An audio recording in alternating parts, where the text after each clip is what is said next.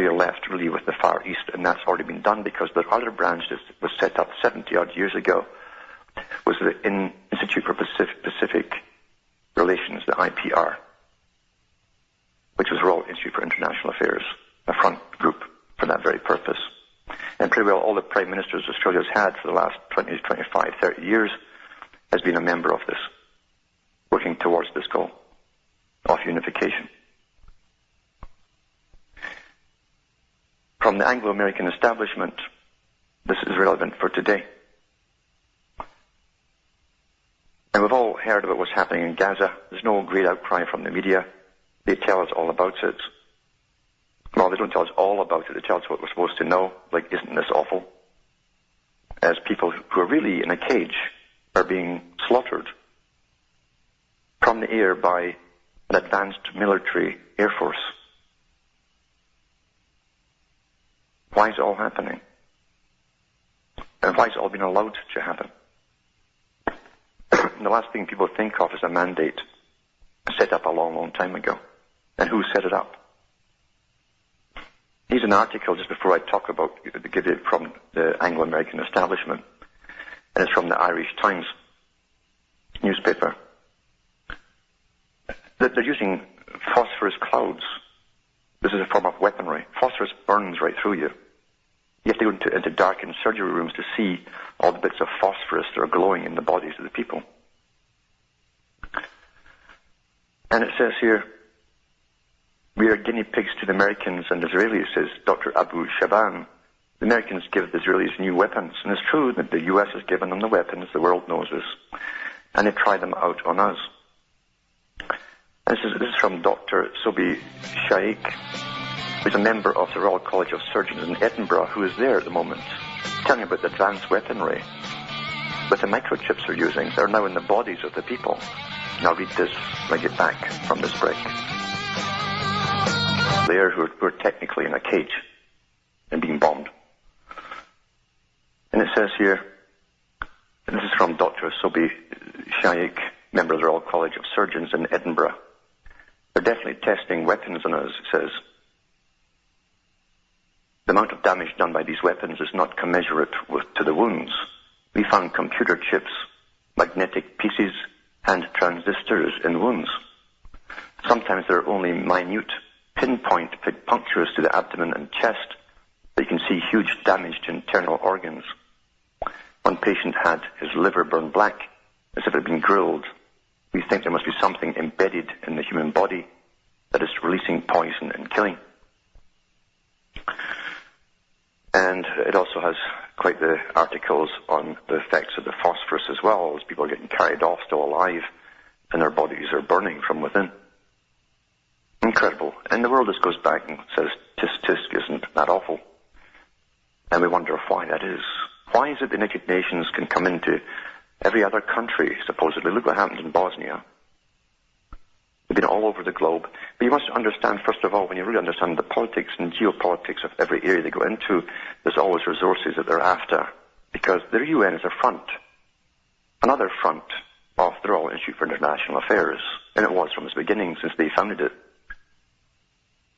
And the Rockefeller Foundation, that was part, and still is, the main part really in the US of the CFR, put the money up for it and gave them the land for the United Nations.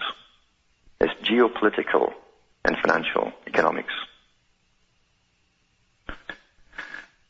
Going back to the setting up of modern day Israel, and I've talked about Sir Ronald Storrs before, and others who belong to the Milner Group of the Royal Institute for International Affairs,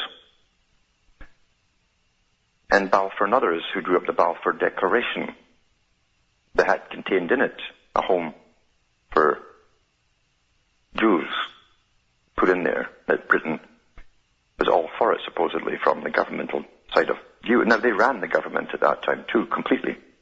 And Quigley, in his own books, makes no bones about that. And remember, he was a historian with their records, with a separate history that fills in all the blank spots. Not the stuff you get at school. The stuff you get at school, he even tells you, are published and written by the members of this group, so that's how you get this different history for school books. It's astonishing. An Anglo-American establishment says that the attitude of the Milner group towards the Arabs and Jews can be seen from some quotations from members of the group. At the Peace Conference of 1919, which, remember, they set up themselves, discussing the relative merits of the Jews and Arabs, one of their members, Smuts, who was sent there, said, "They haven't the Arabs' attractive manners. They do not warm the heart by graceful subjection. They make demands. They are bitter, recalcitrant little people, and like the Boers, impatient of leadership and ruinously quarrelsome amongst themselves. They see God in the shape of an oriental potentate."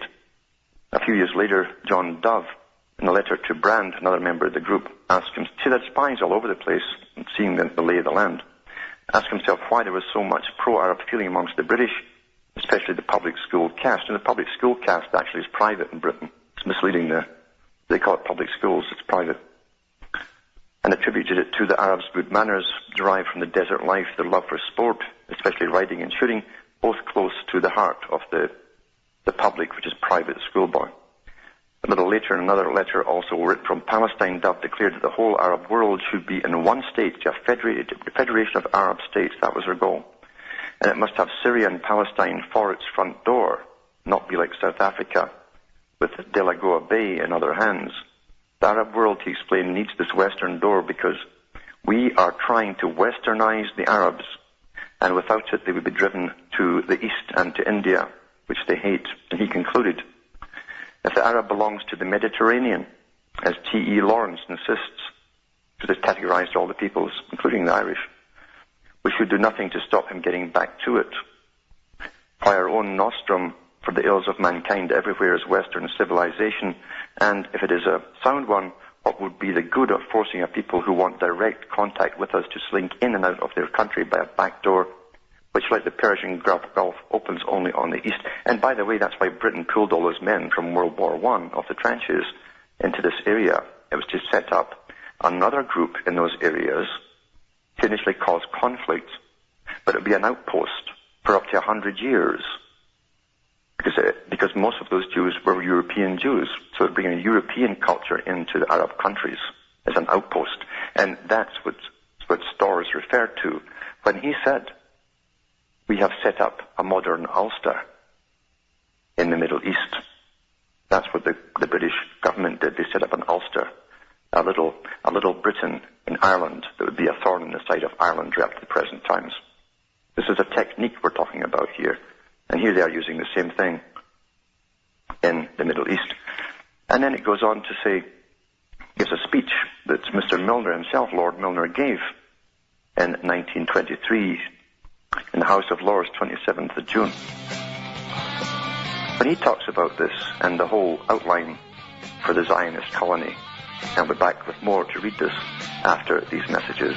Hi folks, I'm Alan Watt. We're cutting to the matrix, putting the past and present together, because you have to understand why policies are made. It gives you the picture as to why terrible things can happen for up to 100 years sometimes, because the policy will not change. And the policies were made by a very powerful group that still runs the world today.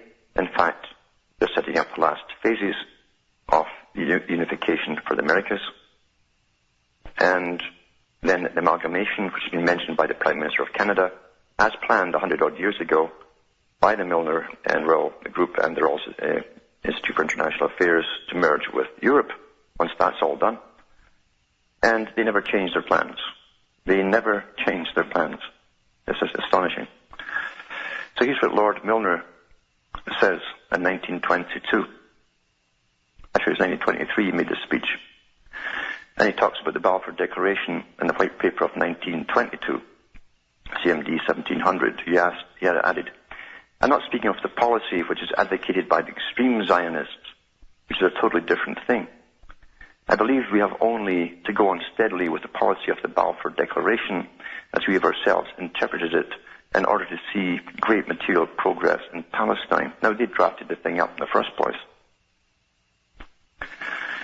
And a gradual subsistence of the present Arab agitation. He says, so here he's saying they're going to have material progress in Palestine if they bring the Zionists in, because of their wealth. But he also acknowledges the fact there was agitation, and that's what happens when people have been brought on to your land and they're taken over. He says, of the force of which it would be foolish to deny, but which I believe to be largely due to artificial stimulus and to a very great extent to be excited from without. They always blame outsiders coming in to help. That's what we have today. Insurgents, you see, they call them. They used that same term in Vietnam. Insurgents, find them.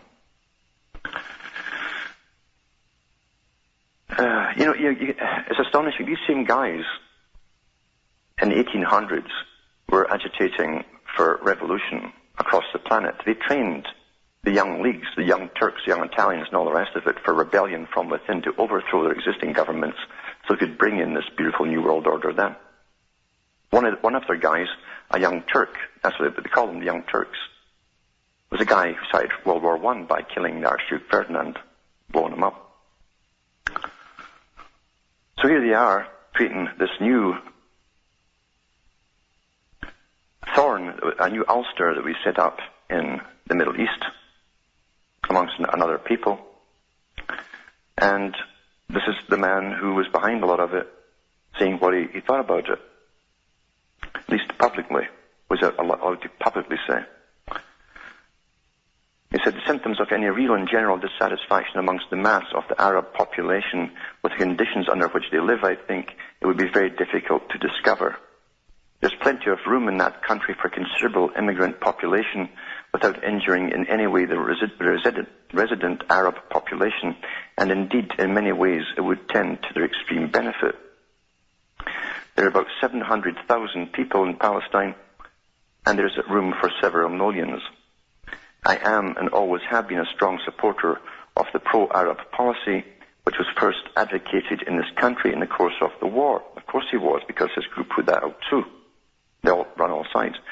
I believe in the independence of the Arab countries, which they owe to us, because after all, Britain had supposedly wiped out their masters.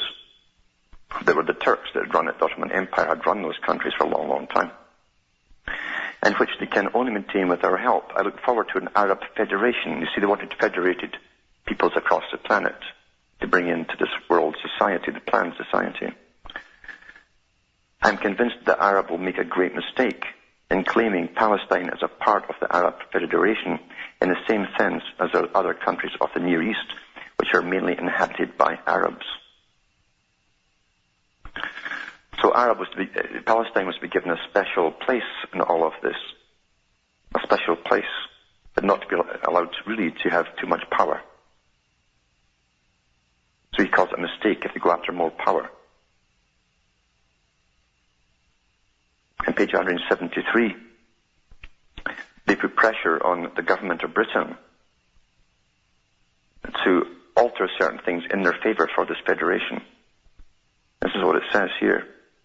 As may be expected, in view of the position of Reginald Copeland on the Peel Commission, the report of that commission met with the most enthusiastic reception from the Milner Group, the guy who just gave that speech. This report was a scholarly study of conditions in Palestine, of a type usually found in any document with which the Milner Group had direct contact. For the first time in any government document, the aspiration of Jews and Arabs in Palestine were declared to be irreconcilable. They could not get on together, and the existing mandate unworkable. Accordingly, the report recommended the partition of Palestine into a Jewish state, an Arab state, and a neutral enclave containing the holy places. See, that's how it's still set up today. This suggestion was accepted by the British government in a white paper, CMD 5513, issued through Ormsby Gore, another member. They're all members of this organization. He also defended it before the Permanent Mandates Commission of the League of Nations. In the House of Lords, it was defended by Lord Lugard, but recently retired as the British member of Permanent Mandates Commission. That Permanent Mandates Commissions, as I'm saying, they create a mandate and they'll carry it for 100 years if need be or more. In the House of Commons, the motion to approve the government's policy as outlined in the White Paper 5513 was introduced by Ormsby Gore. The first speech in support of the motion, which was passed without a division, was from Leopold Amery, another member of the group.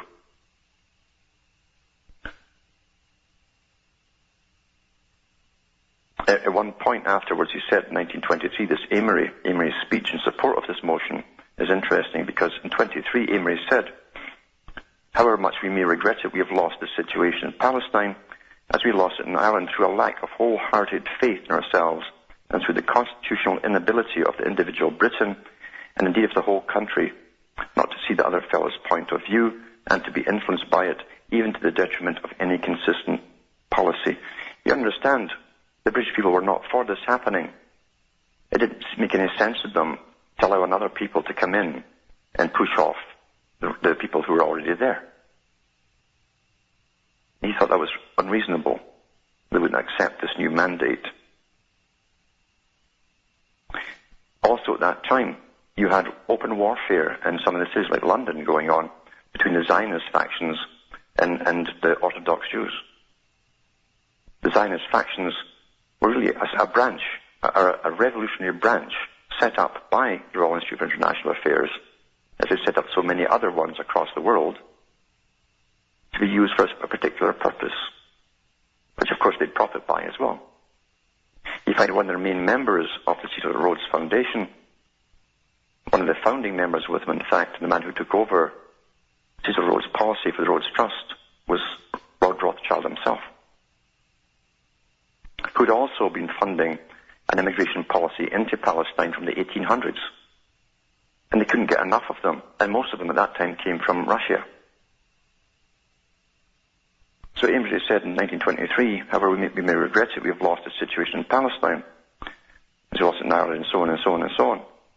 In other words, they just didn't know that the Zionist faction would simply take over and run off with it. Of course they knew that because that was the plan all along. That was the plan all along. They deceived the Arabs. It was quite open about it, and other documentation. And the plan was to put up an Ulster in the Middle East, and that's what we're going through today. We're suffering because of the policies of that period. It's astonishing, as I say, and if you look at those links I'll put up at the end of the show tonight, it's astonishing. And Quigley even said it in his book, that a small group of people could have such incredible power and literally run nations and all the institutions within those nations, including all the politics and all the factions, including all of the media, including all of academia, and right down to the school books that you'd read and what would be in them, written by their own members, with all of their histories and so on. It's scary, because they still do it today. And it's all about world federation at all costs, all and any cost, doesn't matter.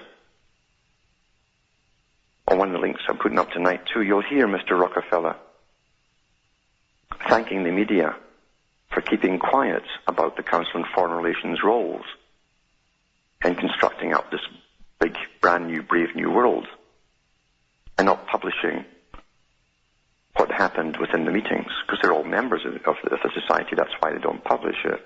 But he thanks them openly. In fact, he says they couldn't have gotten away with what they were doing without their compliance. That's how we're truly run. We're really run.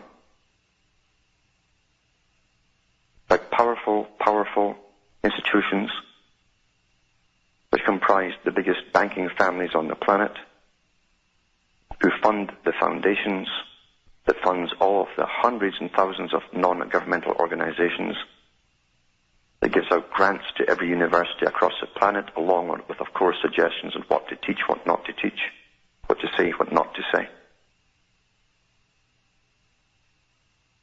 And we grew up in this world reading their media, kept in utter confusion, watching horror along with trivia, all combined together in a surrealistic circus, as we're mind-bombed into stupidity.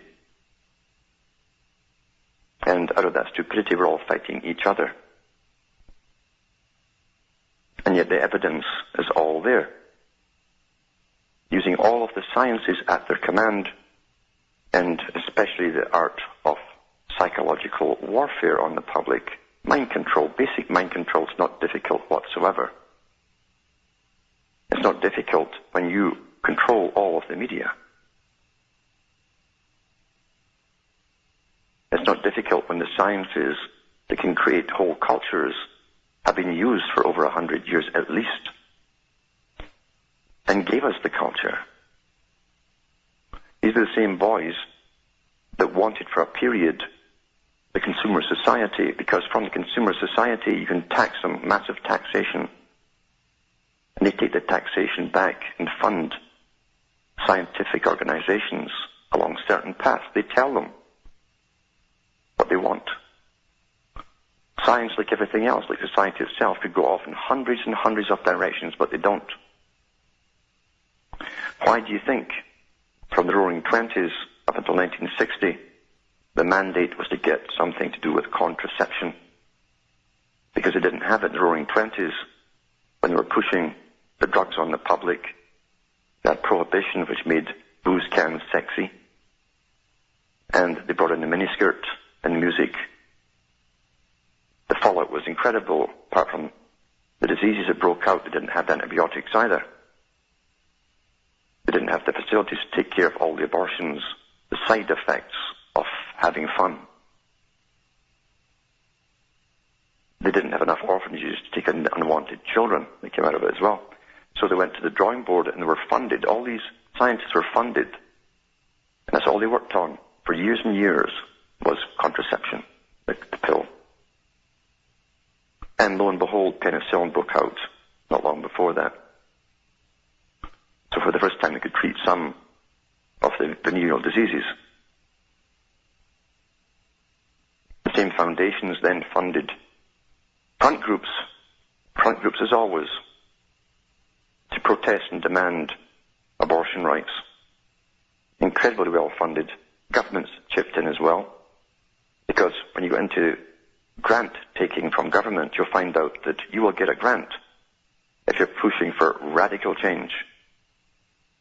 And I clued into that in Canada when I was asked to sing at a place, and they asked me if we'd sing anything more radical. I asked them why. This is because that's why they get their funding from the government, for radical change.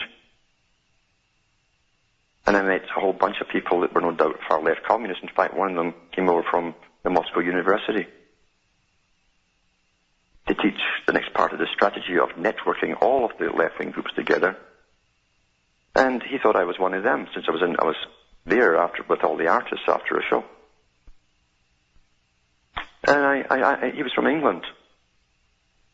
And this is during the Cold War. I says, you're living in California, but you're going across the planet, and you're taught in the Moscow University as to how cause further radical change within America.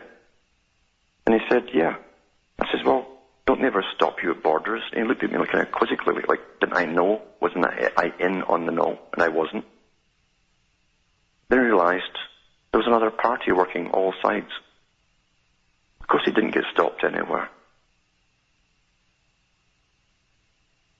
It was the same with Peter Wright, who worked for MI5 and MI6, who wrote Spycatcher. He goes through the whole process of the main spies in England, who all came from the aristocratic families. And they had one thing in common, the ones who were from Britain, who worked for the Soviets. They'd all been boarded as students at university by the Rothschild family. And he put in his book the fact that even though Rothschild was the main suspect,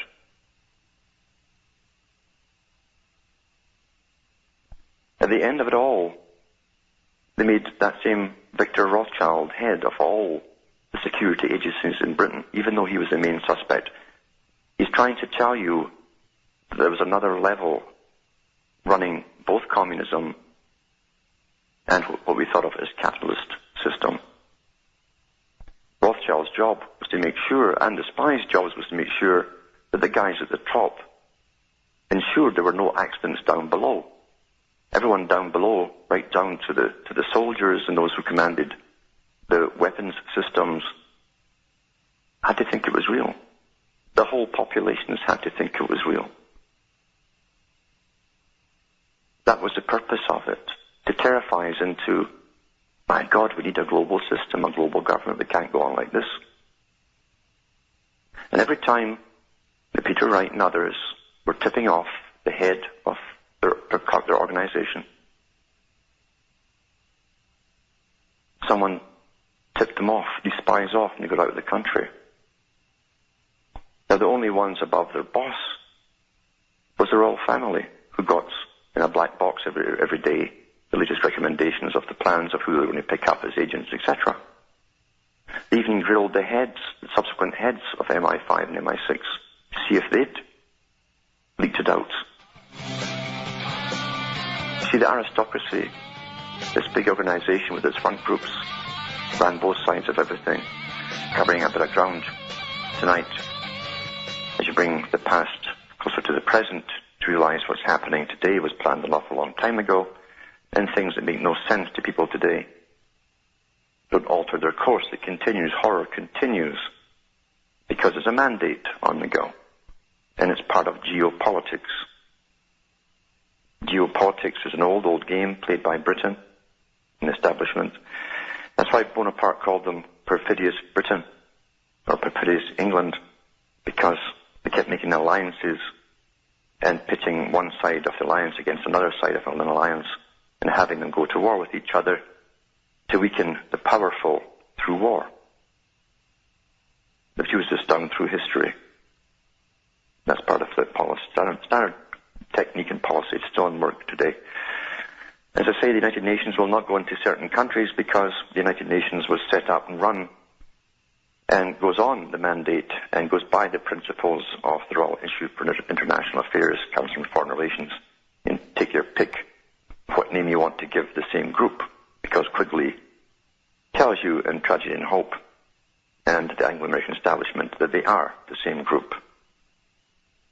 They have branches in every country across the planet. They also run the Round Table Societies. They're hard at work for global citizenship. Now remember too, what is citizenship? It means you're born with a pre-existing duty to a system. You should remember that at all times. How can you be free if you're born into a system with pre-existing duties? Think about it. And the world they want to bring in is a world of servitude to the world state. And now the economic powers, once again, because it's the same combination of the big bankers, are bringing us into a stage of helplessness where we'll ask them for help. And they will provide it with a brand new system, a new way of living, because the time for consumerism is over. They don't need our massive taxes anymore that they took from us to pay for their war machinery and all the logistical supplies, etc. It goes with it. In a world order, it's different. And you'll eventually serve the world system. Remember, one of their members, Charles Galton Darwin, in his book, The Next Million Years, that's quite the boast too. Think of it, the next million years.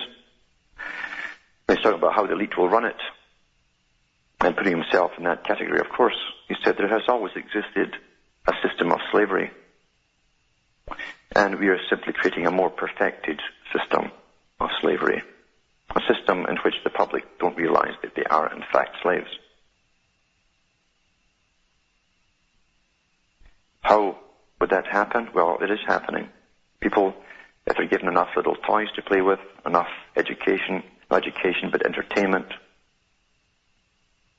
circuses, bread and circuses, and games to play, and have their little routines, which are worked out and studied perfectly. There's so many studies in universities about the routines of people as they go through the internet and scour the groups and subgroups and all the rest of it. They even have a project to see how all the friends that you talk to on your cell phone, what you all have in common that makes you actually connect to each other. We're all studied like rats. But most folk will go into loving their slavery as long as they can keep their subgroups and a few little toys to play with. And it'll be presented to them as the only way out of the mess we're in. From Hamish myself in Ontario, Canada, it's good night. May your God or your gods go with you.